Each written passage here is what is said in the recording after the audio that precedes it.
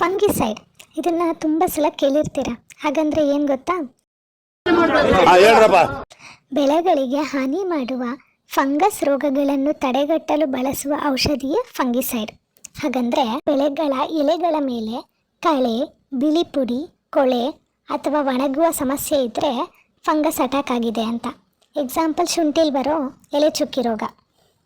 ಈ ಫಂಗಿಸೈಡ್ಸಲ್ಲಿ 3 ಟೈಪ್ಸ್ ಇದೆ. ಇದು ಕಾಂಟ್ಯಾಕ್ಟ್ ಫಂಗಿಸೈಡ್ ಅಂತ. ಇದು ಗಿಡದ ಮೇಲ್ಮೈಯಲ್ಲಿ ರಕ್ಷಣಾ ಪದರವನ್ನು ಉಂಟು ಮಾಡುತ್ತೆ. ರೋಗ ಬರುವ ಮುನ್ನ ಸಿಂಪಡಿಸಿದರೆ ಉತ್ತಮ ಫಲಿತಾಂಶ ಸಿಗುತ್ತೆ. ಎರಡನೇದು ಸಿಸ್ಟಮಿಕ್ ಫಂಗಿಸೈಡ್ ಅಂತ. ಇದು ಗಿಡದೊಳಗೆ ಪ್ರವೇಶಿಸಿ ರೋಗವನ್ನು ನಿಯಂತ್ರಿಸುತ್ತದೆ. ಈಗಾಗಲೇ ಇರುವ ಫಂಗಸ್ ರೋಗಗಳಿಗೆ ಇದು ಪರಿಣಾಮಕಾರಿ. ಮೂರನೇದು ಕಾಂಬಿನೇಷನ್ ಫಂಗಿಸೈಡ್ ಅಂತ. ಇದು ಕಾಂಟ್ಯಾಕ್ಟ್ ಮತ್ತು ಸಿಸ್ಟಮಿಕ್ ಎರಡೂ ಗುಣಗಳನ್ನು ಹೊಂದಿರುತ್ತೆ. ಇದು ತುಂಬ ಪರಿಣಾಮಕಾರಿ. ಸರಿಯಾದ ಸಮಯದಲ್ಲಿ ಸರಿಯಾದ ಫಂಗಿಸೈಡ್ ಬಳಸಿದ್ರೆ ನೀವು ನಿಮ್ಮ ಬೆಳೆಯಲ್ಲಿರೋ ಫಂಗಸ್ಗೆ ಹೀಗೆ ಹೇಳ್ಬೋದು,